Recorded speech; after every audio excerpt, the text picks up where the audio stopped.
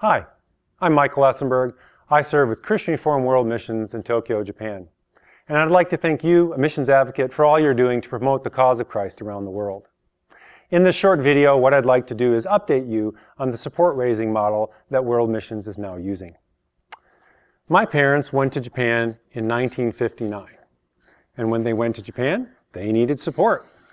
And their support was a combination of gifts to the general fund, plus what their supporting churches sent in. No specific definite percentages, and it all worked. Years passed, and in 1994, my wife and I joined the mission, and at that time, there were more specific goals.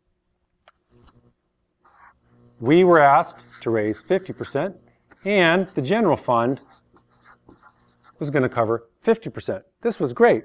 We only had to cover what the general fund didn't cover. Roll forward about 10 years, and another change happened. This change happened because there's a trend, and the trend is people are increasingly interested in supporting specific ministries, specific missionaries, and maybe not quite as interested in supporting the general fund. So, 10 years later in 2004, World Missions again assessed the situation and updated this. And they asked us to raise 60%, and the general fund would cover 40%. Well, it's now again about 10 years later. It's 2013. And you might be thinking, oh, I see the trend. I get it. They're just going to change by 10%. So what it's going to do is going to be, we're going to ask missionaries to raise 70%, and the general fund is going to cover 30%. That would make sense. But World Missions assessed the situation, looked at projected giving, and tried to find ways to make ministry sustainable and to expand ministry. And here's what they came up with. And just to explain the new model, I'm going to use a new color, purple. All right, World Missions looked at this and they said, I think we've got some sort of extraordinary costs.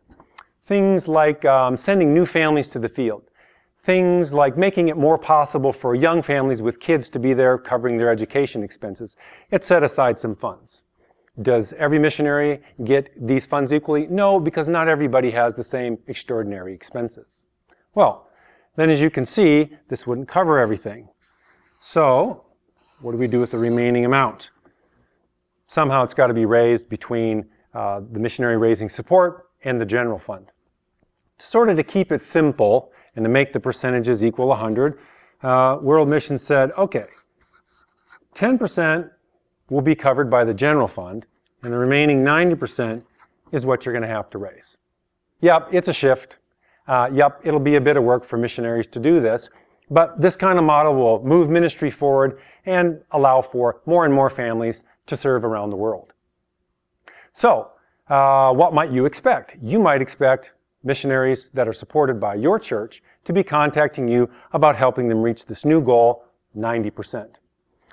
We hope that maybe you can see why we're moving this direction and how this will make ministry sustainable and expanded.